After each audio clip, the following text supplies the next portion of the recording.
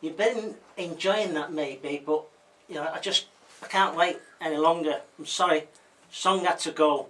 I just want to get on with this dyslexia. I'm so pleased that there's someone sat in front of me here who not only is dyslexic himself, but is campaigning on behalf of people like me, my daughter and my stepdaughter. Roger Broadbent is the trustee of Dyslexia Foundation. And good afternoon, Roger. How are you, sir? Yeah, hi, good afternoon. Thanks very much for inviting us in. Much appreciated. It's a pleasure, absolute pleasure. Thanks for coming in. Yeah, if you think of it, there's 10% of the population in the UK are dyslexic. In the world are dyslexic. Wow. So there's going to be some very successful individuals who are going to be within that 10%. Yeah. However, the reason for the Dyslexia Awareness Week here in Manchester, starting the 19th, running to the 27th of March, is so that we can raise the awareness around some of the more difficult issues that us dyslexics have to face, have to go through. As you pointed out yourself, when you were at school, life was difficult. Life is tough for dyslexics in the school, in the classroom. The majority of truants, 80% of truants, are dyslexic. They'll do anything not to be in that classroom environment because it's horrible, because they can't do it. And teachers make them feel small, they'll bully them because they're a problem for them. Give them a beating. I got beat for it. I had a chair thrown at me when I was at school. Yeah. But what we've got to try and do is empower those people who are dyslexic, like me and you, our brothers and sisters in the community, so that they'll have the strength and confidence, because it takes a lot of courage to face up to the fact that you're dyslexic, because it is a disability. It's recognised as a disability now, so that they can then go to the school, to the headmaster, and empower themselves and demand that they get the right level of support for themselves or their children. So this is very difficult though, isn't it? It is very difficult, and schools are very reluctant to take it on board.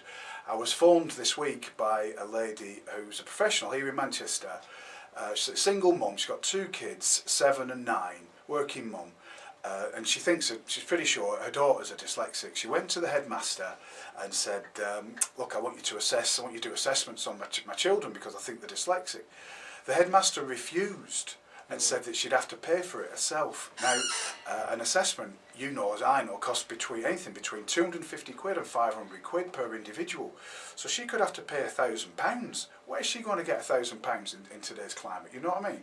Bang out of order. But law is on her side.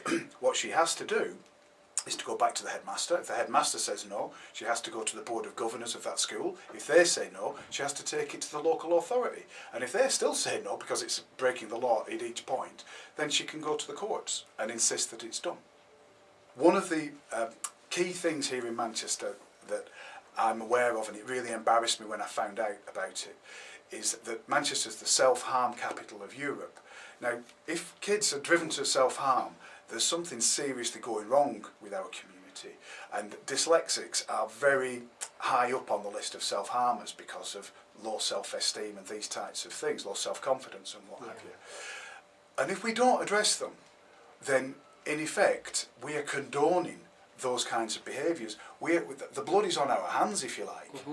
And it's the same when you look at criminality in our community. I mean, Manchester is at the wrong end of the league tables for criminality.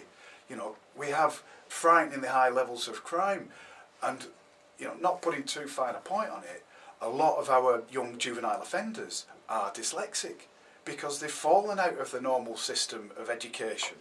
They can't get a job, they can't get a foot on the ladder, so what do? They're disenfranchised, they're alienated from the rest of society. They don't think that we care about them, when we do.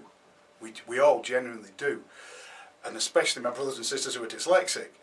But if the statistics that are telling me that 70% of all young offenders are dyslexic, then us as a community, as a society, are doing something really significantly wrong with these kids. I go into strange ways, I talk to the education managers in strange ways, and I ask them, what are we doing for dyslexic criminals? Strange ways is over 50% full of dyslexics.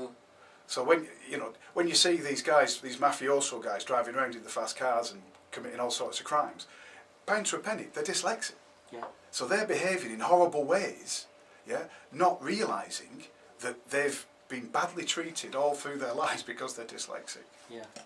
So we have to change the system how we deal with dyslexia from a young age and also in the adult world.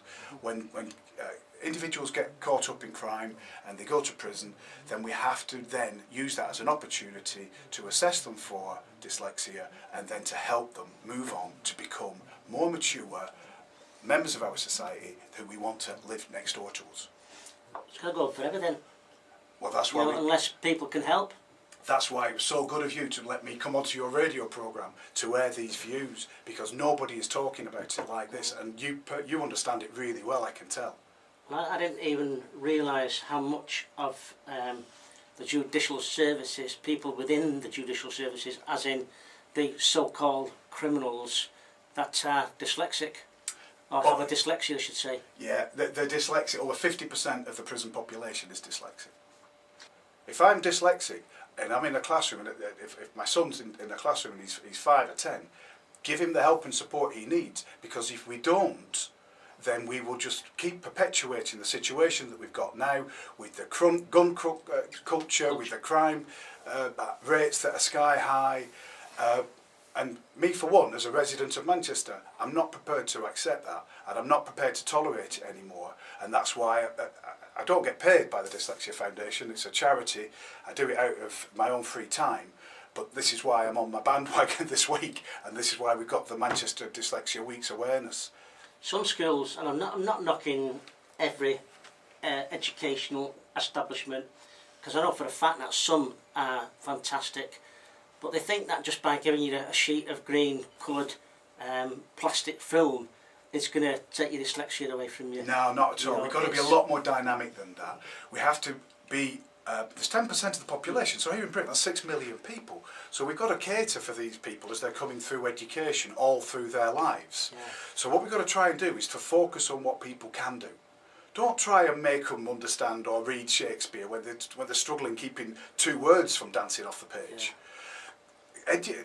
Encourage people to become photographers, musicians, engineers. Some of the best engineers on the planet are dyslexic because of the way our brains are wired. We find solutions where normal people can't find solutions. Well, I can see the words, you don't jump off the page at me, but it's the way my brain works them out when they get into, when I've seen them and my brain's trying to put them into the word itself. Like I might put it's like Manchester, for instance, I might put MNA. Yeah. You know, a word back to front and that. Yeah, yeah. And when I'm writing, my pen goes twice as fast as what my brain does.